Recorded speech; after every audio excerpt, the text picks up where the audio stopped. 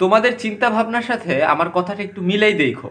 যখনই লাইফে কোনো ব্যর্থতা আসে, আমরা ভাবি যে আমি অন্য কোনোভাবে বা অন্য কোনো উপায়ে বা নেক্সট টাইম আমি হচ্ছে পুরো দেখাই দিব, এমন কিছু করব যে সবাইকে পুরো সারপ্রাইজ করে দিব, সবার উত্তর দিয়ে দিব। এরকম থট আমরা সবাই পোষণ করি আফটার আ ফেইলর।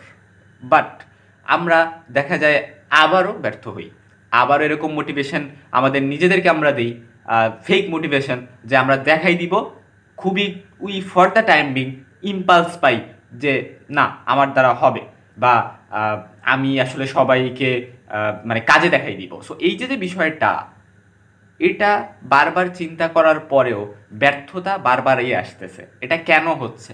এটা হওয়ার মেইন যে কারণ সেটা হচ্ছে যে অ্যাকচুয়াল বা এক্স্যাক্ট যে রিজন সেটাকেই তুমি ফাইন্ড আউট করতে পারতেছো না। আসলে তোমার প্রবলেম কোথায় তুমি সেটাই খুঁজতেছো না, তুমি খালি বলতেছো দেখাই দিব।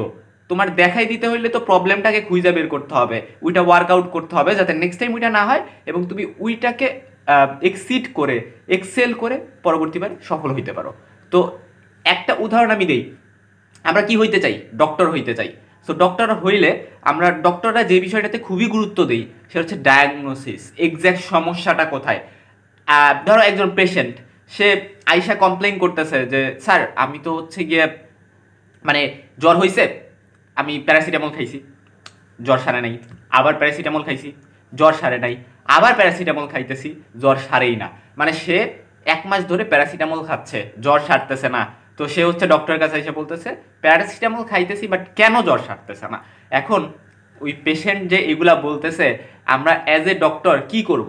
আমাদের কাজ হচ্ছে, আমরা এটা জানি যে জ্বর হচ্ছে কিন্তু একটা সিস্টেমিক সিমটম, মানে দেখা যায় যে বডিতে যদি কোথাও ইনফ্লামেশন হয় বা কোনো প্রবলেম হয়, সেটার সাইড এফেক্ট হিসেবে কিন্তু জ্বরটা হইতে পারে। জ্বর নিজে কিন্তু কোনো ডিজিজ না, এটা কোনো একটা বডির ইনফ্লামেটরি প্রসেসের কারণে বা অন্য কোনো প্রবলেমের কারণে জ্বরটা সাইড এফেক্ট হিসেবে হয়। তো বডিতে মেজর কোনো প্রবলেম কিন্তু হইতে পারে, কোনো ইনফেকশন হইতে পারে, সেই ইনফেকশনের কারণে জ্বর হইতে পারে। তো সেটা যদি না প্যারাসিটামল খায় না সারে, for sure you must consult doctor. ঠিক একইভাবে তোমাদের সবার এই বিষয়টা মাথায় রাখতে হবে যে এক্স্যাক্ট প্রবলেমটা তোমার ফাইন্ড আউট করতে হবে, তারপরেই তুমি আগাবা। তুমি জাস্ট না বুঝা একটা, মানে তোমার না বুঝা এক্স্যাক্ট কারণটা না ফাইন্ড আউট করে তুমি জাস্ট তোমার র্যান্ডম পথে চলতেছো, তাহলে কিন্তু কখনোই হবে না। সো যদি এটা না করতে পারো তাহলে ওই বারবার তুমি ফেক মোটিভেশন নিজের দিয়েই যাবো, আমি সিধা ফেলবো, আমি দেখাই দিব, আমি ফোর দুঙ্গা, রাইট? সো এই বিষয়টা একটু মাথায় রাখবা। এবং এই যে যে দেখাই দেওয়ার জন্য তোমার কি করা লাগবে, তোমার এই যে যে ধরো মেডিকেল অ্যাডমিশন টেস্ট তুমি দিবা, সেটার অ্যাডমিশন টেস্টের প্রিপারেশনের জন্য 3 মাস 4 মাস বা 5 মাস তোমার প্রিপারেশন নিতে হবে, অনেক বেশি পড়াশোনা করতে হবে। এখন তুমি বলবা যে আমি এত কষ্ট করলাম বা এত কষ্ট আমি করব, যদি আলটিমেটলি চান্স না পাই তাহলে আমার কষ্টটা তো ইউজলেস হয়ে যাবে। বাট অ্যাকচুয়ালি তুমি যখন কষ্ট করতেছো, পড়াশোনা করতেছো, এটাই তোমার জন্য অনেক অনেক বেশি লাভ, তুমি চান্স পাও বা না পাও। কেন? কারণ হচ্ছে তুমি এই 3-4 মাসে অ্যাকচুয়ালি কষ্ট করাটা শিখা যাবা, এবং কষ্ট যদি তুমি করা শিখতে পারো, তুমি যদি মেডিকেলে চান্স না পাও, অন্য কোনো সেক্টরে যায় বা অন্য কোথাও চান্স পায়া বা অন্য কোনো একটা জায়গায় ওই কষ্টের ফলস্বরূপ তুমি কিন্তু লাইফে অনেক বেশি প্রসপার করতে পারবা ইনশাল্লাহ।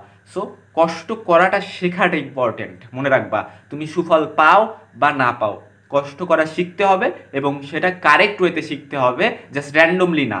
তোমার কারণটা খুঁজে বের করতে হবে যে তুমি কোন কারণে ভালো করতে পারতেছো না, তুমি কোন কারণে বারবার পরীক্ষায় একটু খারাপ করতেছো, কোচিংয়ে যে পরীক্ষা দিতেছো সেই জায়গায় কম মার্কস পাইতেছো, সেই কারণটা ফাইন্ড করো, গো টু দ্য রুটস।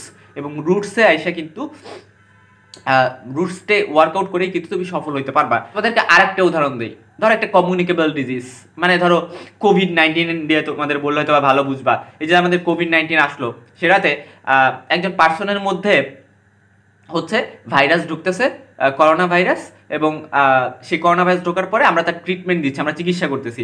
বাট আমরা যদি রুটে না যাই যে ভাইরাসটা মানুষের বডিতে ঢুকতেছে কেমনে, এই যে যে রুট অফ ট্রান্সমিশন প্লাস হচ্ছে গিয়া মোড অফ ট্রান্সমিশন, যে ঢুকতেছে কিভাবে, এটা যদি আমরা ফাইন্ড আউট না করি যে না এটা হচ্ছে মানুষের কন্ট্যাক্টের মাধ্যমে বা কাছাকাছি অবস্থানের মাধ্যমে, ড্রপলেট ইনফেকশনের মাধ্যমে বিভিন্ন ওয়েতে এটা কিন্তু ট্রান্সমিটেড হচ্ছে।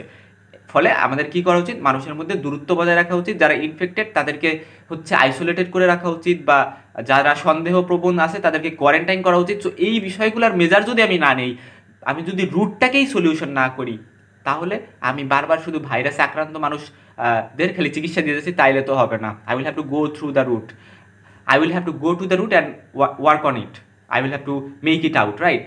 তারপরেই কিন্তু আমি সলিউশন পাবো, আমি ভালো একটা ফলাফল পাবো। আমার ভিডিওর যে মেন কনসেপ্ট সেটা আমি তোমাদেরকে আশা করি বুঝাইতে পারছি। পরীক্ষার আর বেশি দিন বাকি নাই, মেডিকেল অ্যাডমিশন টেস্ট বলো বা যে কোনো অ্যাডমিশন টেস্ট বলো সামনে। সো সবগুলা পরীক্ষাতেই তোমার যদি মানে খুবই বেশি ভালো করার ইচ্ছা থাকে, ভালো করার ইচ্ছা সবারই থাকে, সো আশা করি তোমাদেরও আছে। যদি ইচ্ছা থাকে তাহলে আমি যেটা বললাম একটু মানে সিরিয়াসলি নাও এবং ট্রাই টু ওয়ার্ক অন ইট। সবাই চ্যানেলটা সাবস্ক্রাইব করে দাও। আজকে ভিডিওতে আমি আমার ইন্ট্রোডাকশন দেইনি, ডাইরেক্ট তোমাদেরকে আমি হচ্ছে কিছু টিপস বা সাজেশনস বা বলতে পারো ডাইরেকশন দেওয়ার ট্রাই করলাম। এটা তোমাদের অবশ্যই ফলো করতে হবে। আশা করি সবাই ভালো কিছু করবা। পরবর্তী ভিডিওতে আরও কোনো ইম্পর্ট্যান্ট কথাবার্তা নিয়ে আসবো।